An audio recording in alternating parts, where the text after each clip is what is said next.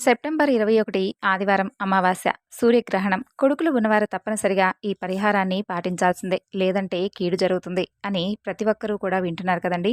అయితే ఈ నెల 21వ తారీఖున ఆదివారం రోజున సూర్యగ్రహణంతో కూడినటువంటి అతిపెద్ద అమావాస్య అనేది మనకు రాబోతుంది. ఈ గ్రహణం అనేది చాలా పవర్ఫుల్గా వస్తుంది. ముఖ్యంగా మగపిల్లలు ఎవరైతే ఉన్నారో ఆ యొక్క మగపిల్లల మీదుగా ఈ గ్రహణం యొక్క కీడు అనేది వస్తుందని చెప్పి దీని అర్థం.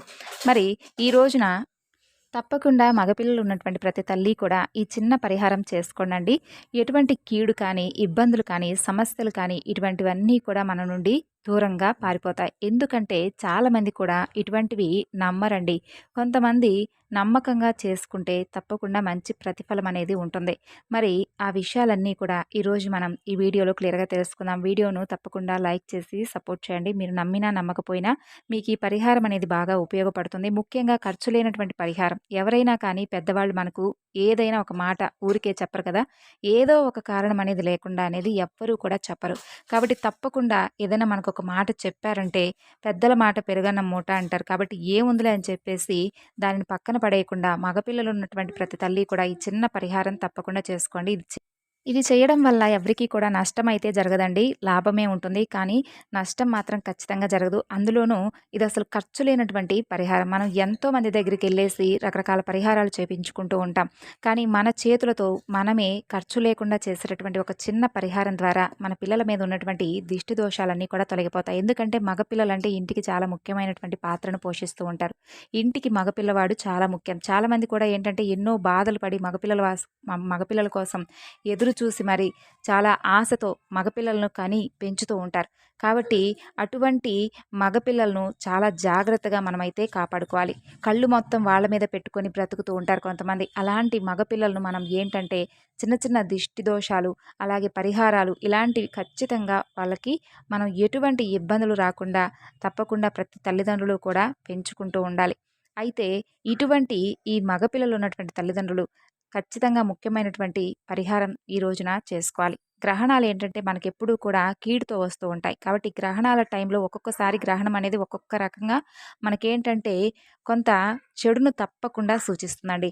కాబట్టి ఈ యొక్క పరిహారాలు చేసుకోవడం వల్ల చాలా మంచిది. కాబట్టి ఈసారి ఏంటంటే ఈ గ్రహణం అనేది మగపిల్లలు ఉన్నటువంటి వారు ఎవరైతే ఉన్నారో వాళ్ళకు కొన్ని రకాలైనటువంటి ఇబ్బందులు, సమస్యలు తలెత్తేటటువంటి అవకాశం అనేది కొంచెం ఎక్కువగా కనిపిస్తోంది. కాబట్టి తప్పకుండా ఈ యొక్క చిన్న పరిహారం అనేది చేసుకోవడం వల్ల పూర్తిగా ఆ సమస్య నుండి బయటపడవచ్చు. మీ బిడ్డను క్షేమంగా కాపాడుకున్నటువంటి వారవుతాం. ఎందుకంటే మగపిల్లలు పదే పదే ఏంటంటే బయట తిరుగుతూ ఉంటారండి. ఎక్కువగా కొంతమంది బయటే ఉంటూ ఉంటారు. మగపిల్లల మనస్తత్వానికి, ఆడపిల్లల మనస్తత్వానికి చాలా తేడా ఉంటుంది. మనకి ఆడబిడ్డైనా, మగబిడ్డైనా ఇద్దరూ కూడా ఒకటే అయినప్పటికీ మగపిల్లల విషయంలో ఇంకొంచెం ఎక్కువగా కేర్ చూపిస్తూ ఉంటాం. ఎందుకంటే ఇంటి యొక్క వారసత్వాన్ని నిలబెట్టేవాడు కాబట్టి తప్పకుండా మగపిల్లలను కొంచెం ఎక్కువగా కేర్ చూపిస్తూ ఉండేటటువంటి తల్లిదండ్రులు చాలామందే ఉంటాం. మన తరువాత వెనుక తరాలకు చాలా అంటే చాలా ముఖ్యమైనటువంటి వాడు మగబిడ్డ. ఇలా మగపిల్లవాడు ఎన్నో రకాలైనటువంటి బరువు బాధ్యతలతో కుటుంబ భారాలను మోయాల్సినటువంటి పరిస్థితి అనేది మగపిల్లల మీద చాలా ఎక్కువగా ఉంటుంది. కాబట్టి అలాంటి మగపిల్లలను కంటికి రెప్పలా కాపాడుకోవాల్సినటువంటి బాధ్యత ముఖ్యంగా కన్న తల్లికి ఎక్కువగా ఉంటుంది. ఆడపిల్లల మనస్తత్వాలు ఒక రకంగా ఉంటే మగపిల్లల యొక్క మనస్తత్వాలు మరొక రకంగా ఉంటాయి. అయితే ఈ విధమైనటువంటి మనస్తత్వంతో వాళ్ళేంటంటే బయటకు 4 చోట్ల తిరుగుతూ ఉంటారండి. నలుగురు స్నేహితులతో కలిసి మెలుస్తూ ఉంటారు.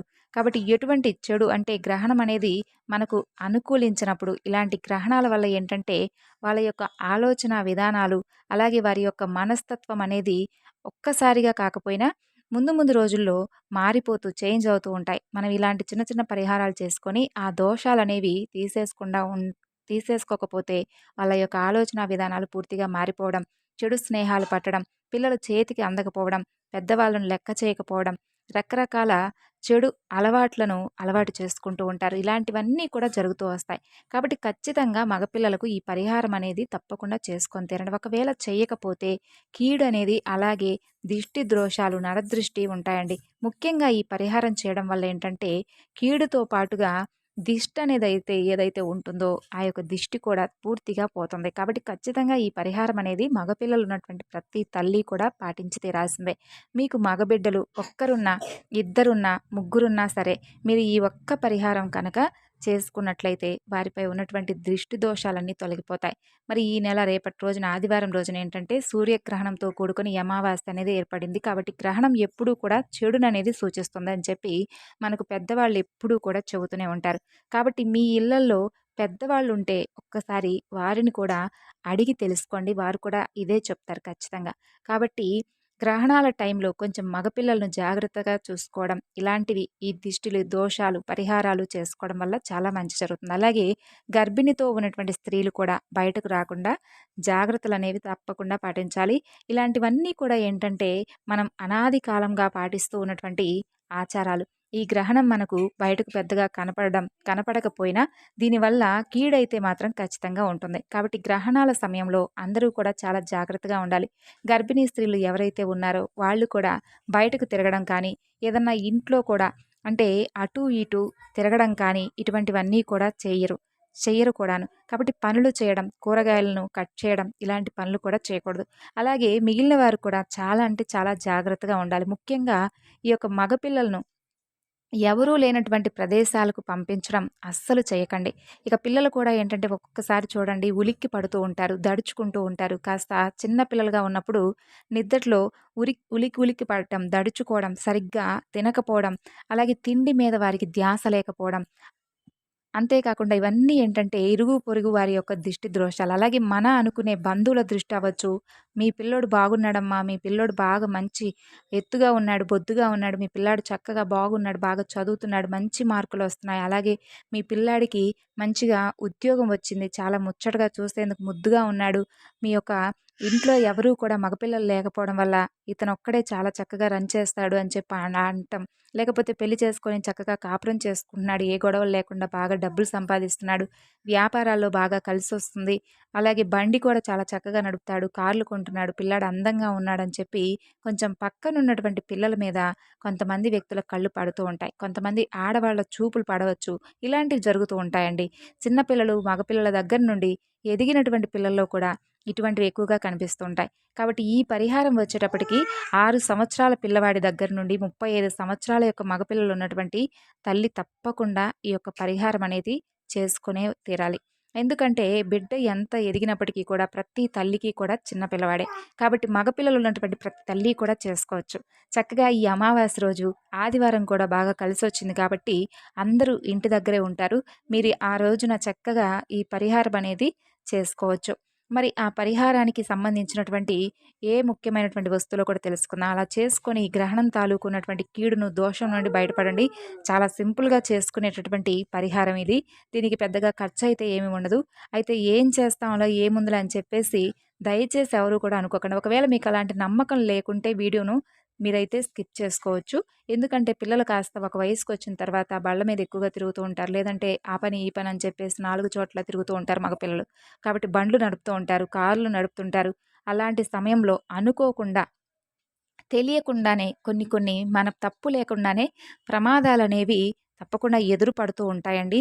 కాబట్టి వీలైతే జాగ్రత్తగా ఉన్నప్పటికీ కూడా ఎదుటివారు ఎలా ఉంటారో తెలియదు. మన టైం బాగోలేనప్పుడు, అలాగే కొన్ని కొన్ని గ్రహణాలు సరిగ్గా మనకు లేనప్పుడు ఏంటంటే కొన్ని సమస్యలనేవి తప్పకుండా అయితే ఎదురయ్యే తీరతాయి.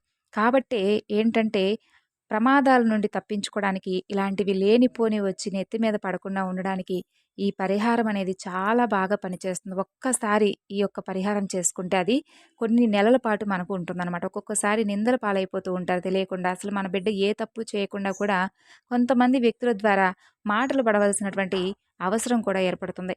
కాబట్టి ఇటువంటివన్నీ కూడా ఏంటంటే మనకు తెలియనటువంటి కొన్ని దోషాలు, అలాగే దిష్టి ఇటువంటివన్నీ కూడానండి. కాబట్టి ఈ యొక్క ప్రమాదాల నుండి, దృష్టి దోషాల నుండి బయటపడాలంటే నలుగురి చేత 4 మాటలు పడాల్సి ఉంటుంది. మన పిల్లలకు బాగా దిష్టి తగిలి అప్పటికప్పుడు జ్వరాలొస్తూ ఉంటాయి. చక్కగా బాగున్నటువంటి పిల్లలు కూడా ఏంటంటే అప్పటికప్పుడే వాళ్ళలో విపరీతమైనటువంటి మార్పులు వచ్చేస్తూ ఉంటాయి. కాబట్టి అలాంటివన్నీ కూడా ఇటువంటి దిష్టి దోషాల వల్ల ఏర్పడినవి. కాబట్టి మన హిందూ పురాణాల ప్రకారం చూసుకున్నట్లయితే చక్కగా ఎన్నో రకాల పరిహార శాస్త్రాలున్నాయండి. చక్కగా మీ పిల్లలు ఆ లక్ష్మీదేవి యొక్క అనుగ్రహంతో మంచిగా సంపాదించుకొని నిండు నూరేళ్ల పాటు అష్టైశ్వర్యాలతో తూలతూగడానికి మీకు ఈ సూర్యగ్రహణంతో కూడినటువంటి ఈ అమావాస్య రోజున ఈ పరిహారం అనేది బాగా పనికొస్తుంది. మీ బిడ్డలకు మీరొక మంచి వరాన్ని ఇచ్చినట్లుగా మీరైతే భావించుకోవాలి. అలాగే ఈ పరిహారం చేయడం వల్ల మీ బిడ్డలకు మీరు మంచి ఆయుష్, ఆరోగ్యాన్ని ఇచ్చినట్లవుతుంది. కాబట్టి పిల్లలను కాపాడుకోవాల్సినటువంటి బాధ్యత ప్రతి తల్లికి కూడా ఉంటుంది. దీనికోసం ఏంటంటే కనుక ముందైతే మీరు అన్నం తీసుకోవాలండి. అన్నం నిండుకుండా అన్నం ఉంటుంది కదా! ఆ అన్నాన్ని తీసుకోవాలి. అంటే మీరు అన్నం వండుతారు కదా! అన్నం వండినప్పుడు నిండుకుండా అన్నం తీసుకోండి. ఎవ్వరూ కూడా కదిలించకుండా ఉన్నప్పుడు చక్కగా వేడి వేడి అన్నం ఏంటంటే ఒక బౌల్‌లోకి తీసుకొని పక్కన పెట్టుకోండి. ఆ అన్నాన్ని ఏంటంటే మీరు చక్కగా చిన్న చిన్నవి 3 ముద్దలుగా చేసుకోండి. అంటే పెద్దవే, పెద్దవే కాకపోయినా మరీ మీడియంగా చేసుకోండి. ఆ ముద్దలు చక్కగా గుండ్రంగా ఉండాలి. అలా గుండ్రంగా ఉండేటట్లుగా 3 ముద్దలు చేసుకోండి. 3 ముద్దల్లో ఒక ముద్ద ఏంటంటే తెలుపు ముద్ద. అది అలా పక్కన పెట్టేయండి. అంటే అన్నం మనం సేమ్ యాజ్ ఇట్ ఈజ్‌గా కలిపినటువంటి ముద్ద ఒక ముద్ద. ఇక ఆ తరువాత రెండవ ముద్దలో పసుపు వేసి కలిపి పెట్టినటువంటి ఒక అన్నం ముద్దను తయారు చేసుకోండి. మనం పసుపు వేసి కలిపినప్పుడు అన్నం మొత్తం కూడా పసుపు రంగుగా మారిపోతుందండి. అలా ఆ తరువాత ఆ పసుపు రంగుతో ఉన్నటువంటి ఒక ముద్ద, ఇంకొక ముద్దలో ఏంటంటే కుంకుమ కలపాలి. కుంకుమ కలిపేసి ఆ ముద్దను కూడా పక్కన పెట్టుకోండి. అలా 3 ముద్దలు తయారు చేసుకోవాలి. అంటే తెలుపు రంగు, పసుపు రంగు, అలాగే ఎరుపు రంగు ముద్ద. ఆ 3 ముద్దలను చక్కగా ఒక ప్లేట్‌లో అయితే పెట్టుకోండండి. ఇక ఆ ముద్దలను ప్లేట్‌లో ఉంచిన తరువాత తప్పకుండా వాటి మీద నువ్వులను చల్లాలి. అయితే ఆ నువ్వులు కూడా నల్ల రంగులో ఉన్నటువంటి నువ్వులు. గుర్తుపెట్టుకోండి, ఆ 3 ముద్దల మీద చిటికెడంత నువ్వులు మీరు తప్పకుండా చల్లేయాలి. నల్ల నువ్వులు ఉంటాయి కదండీ! వాటిని చల్లండి. ఈ నల్ల నువ్వులు ఏంటంటే ఈ యొక్క గ్రహణం తాలూకు ఉన్నటువంటి కీడును తొలగించడానికి చాలా అంటే చాలా పవర్‌ఫుల్‌గా ఉపయోగపడతాయని చెప్పి మనకు తంత్రశాస్త్రం సైతం చెబుతుంది. కాబట్టి నువ్వులను చల్లేసి ఆ ముద్దల మధ్యలో ఒక కోడిగుడ్డును పెట్టండి. కోడిగుడ్డును పెట్టేసి దాని మీద ఇంటూ మార్క్ వేయండి. ఆ కోడిగుడ్డు ఏంటంటే చాలా శక్తివంతమైంది. మనకు పరిహార శాస్త్రంలో కోడిగుడ్డుకు ఉన్నటువంటి పవర్ అనేది అసలు సామాన్యమైనది కాదు. కాబట్టి ఆ యొక్క కోడిగుడ్డును తీసుకొని కోడిగుడ్డు మీద ఒక ఇంటూ మార్క్ లాగా పెట్టండి. కోడిగుడ్డులో జీవశక్తి అనేది ఉంటుంది. అంటే మనం ఒక ప్రాసెస్ చేస్తే కోడిగుడ్డు మనకు కోడిపిల్లలాగా తయారవుతుందండి. కాబట్టి కోడిగుడ్డులో జీవశక్తి అనేది చాలా ఎక్కువగా ఉంటుంది. అందుకే కోడిగుడ్డు అనేది చాలా అంటే చాలా శక్తివంతమైనది. కాబట్టి కంపల్సరీగా ఈ పరిహారానికి కోడిగుడ్డు ఉండాలి. కాబట్టి ఆ కోడిగుడ్డు అనేది మనకు ఆహారపరంగా ఎంత బలాన్ని ఇస్తుందో, పరిహార పరంగా కూడా అంతే మంచి రిజల్ట్ ఇస్తుంది. చెడును తీసేయడానికి బాగా ఉపయోగపడుతుంది. కాబట్టి ఆ కోడిగుడ్డులో కూడా పచ్చ సొన, తెలుపు రంగు ఈ 2 కలర్లు ఆ యొక్క కోడిగుడ్లనేవి ఉండడం జరుగుతుంది. కాబట్టి కోడిగుడ్డు అనేది చాలా పవర్‌ఫుల్. అంటే తెలుపు, పసుపు రంగులు కలిసి ఉంటుంది. కాబట్టి అది జీవశక్తితో కూడుకొని ఉంటుంది. కాబట్టి ఒక కోడిగుడ్డును తీసుకొని దాని మీద కాటుకతో నల్లగా ఇంటూ మార్కు వేయాలి. ఆ ఇంటూ మార్కు ఈ గ్రహణం తాలూకు ఉన్నటువంటి చెడు మొత్తాన్ని కూడా పూర్తిగా గ్రహించేస్తుందనమాట. ఆ శక్తి అనేది దీనికి ఎక్కువగా ఉంటుందనమాట. కాబట్టి ఈ విధంగా చేయాలి. శని దోషాలు, ఏదైనా కీడు, ఇటువంటి దోషాలు, నరదృష్టి ఇవన్నీ కూడా తీసేస్తుంది. అలా ఇంటూ మార్కు వేసి ఆ ప్లేట్‌లో వాటిని పెట్టేస్తే ఆ ప్లేట్ మొత్తాన్ని తీసుకొని మీ బిడ్డలు ఒకళ్ళున్నారా? ఇద్దరుంటారా? లేదా ఎంతమంది ఉంటే అంతమంది చక్కగా వారిని బయట మీ ఇంటి గుమ్మం బయట ఎక్కడైనా కానీ బయట కూర్చోబెట్టేసి ఆ తరువాత మీ యొక్క ఆ ప్లేట్‌ని తీసుకొచ్చుకుంటారు కదండీ! ఆ ప్లేట్‌ని మీ చేతిలోకి తీసుకొని మీ పిల్లవాడికి కుడి నుండి ఎడమకు 7 సార్లు, ఎడమ నుండి కుడికి 7 సార్లు తిప్పి ఆ దిష్టనేది తీసేయాలి. అలా తిప్పేటప్పుడు ఇరుగు దృష్టి, పొరుగు దిష్టి, మన దిష్టి, ఊర్లో వాళ్ళ దిష్టి, ఈ గ్రహణం తాలూకు ఉన్నటువంటి కీడు, అలాగే దోషాలు ఇవన్నీ కూడా పూర్తిగా తొలగిపోవాలి అని చెప్పి మనసులో లేదా పైకన్నా అనుకుంటూ మా బిడ్డలు నిండు నూరేళ్ల పాటు చల్లగా ఉండాలని చెప్పి చక్కగా దిష్టి తీసేయండి. ఇక్కడ ఎరుపు, తెలుపు, పసుపు ముద్దలని చెప్పుకున్నాం కదండీ! ఎరుపు ఏంటంటే మనకు గ్రహణం తాలూకున్నటువంటి చెడును, నరదృష్టిని తీసేయడానికి ఈ ఎరుపు రంగు ముద్ద చాలా అంటే చాలా బాగా ఉపయోగపడుతుందనమాట.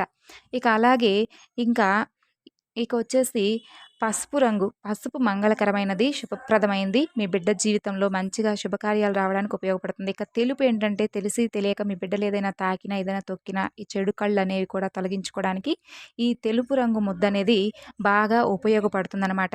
కాబట్టి ఈ 3 కూడా చాలా అంటే చాలా శుభప్రదమైనటువంటి రంగులు. కాబట్టి ఈ యొక్క వివరణ అంతా కూడా చక్కగా మీకు అర్థమైంది అనుకుంటున్నానండి. ఈ విధంగా అన్నీ కూడా మీరు సిద్ధం చేసి పెట్టుకొని, వారిపై ఉన్నటువంటి దిష్టి దోషాలన్నీ కూడా తొలగిపోవడానికి మంచి సమయం. ఇక నువ్వులు కూడా చాలా శక్తివంతమైనది. ఇక అలాగే కోడిగుడ్డు ఎలాగో చెప్పుకున్నాం కదండీ! అది జీవశక్తి కలిగి ఉంటుందని. కాబట్టి చాలా పవర్‌ఫుల్‌గా ఈ కోడిగుడ్డు అనేది కూడా పనిచేస్తుంది. కాబట్టి ఈ విధంగా మీరు తప్పకుండా కొడుకులున్నటువంటి ప్రతి తల్లి కూడా ఈ రోజున ఈ యొక్క చిన్న పరిహారం, ఖర్చు లేనటువంటి పరిహారాన్ని పాటించి మీకున్నటువంటి సమస్యలు ఏదైతే ఉన్నాయో, లేదంటే మీపై ఉన్నటువంటి మీ బిడ్డలపై ఉన్నటువంటి దిష్టి దోషాలు ఏవైతే ఉన్నాయో, అవన్నీ కూడా తొలగించడానికి ఇది బాగా ఉపయోగపడుతుంది. అయితే మీరు ఆ తర్వాత చేసిన తర్వాత అండి గుర్తుపెట్టుకోండి, గుడ్డు మాత్రం పగలకూడదు. అలాగే విసిరేయకూడదు కూడాను. విసిరేయకుండా జస్ట్ అలా ఎక్కడైనా కానీ ఎవరు కూడా తొక్కని చోట అవన్నీ కూడా పారబోసిరండి. లేదా ఎక్కడైనా నది ఉంటే దగ్గరగా అక్కడ వదిలేసి వెనక్కి తిరిగి చూడకుండా వచ్చేయాలి. ఇంటి లోపలికొచ్చిన తర్వాత శుభ్రంగా కాళ్ళు, చేతులు, ముఖం కడుక్కోవాలి. కాబట్టి ఈ విధంగా తప్పకుండా పాటించి తీరాలి. చేసిన తర్వాత మీకు ఒక్కసారిగా కాకపోయినా తర్వాతైనా పిల్లలు చాలా పుష్టిగా, ఆనందంగా చాలా ఆకలి కూడా ఎక్కువగా ఉంటుంది. అలాగే మీ బిడ్డకు కూడా స్నానం చేపించడం, అలాగే కాళ్ళు, చేతులు, ముఖం శుభ్రంగా కడిగి బట్టలు మార్చడం తప్పనిసరిగా చేయాలి. ఖచ్చితంగా గుర్తుపెట్టుకోండి. కాళ్ళు, చేతులు కడుక్కోకుండా మాత్రం అలా అస్సలు వదిలేయకండి. మరి తెలుసుకున్నారు కదండీ! ఈ పరిహారం మీకు బాగా ఉపయోగపడుతుందని చెప్పి అనుకుంటున్నాను. ఈ వివరణ మీకు నచ్చితే తప్పకుండా లైక్ చేసి సపోర్ట్ చేయండి. ధన్యవాదాలు.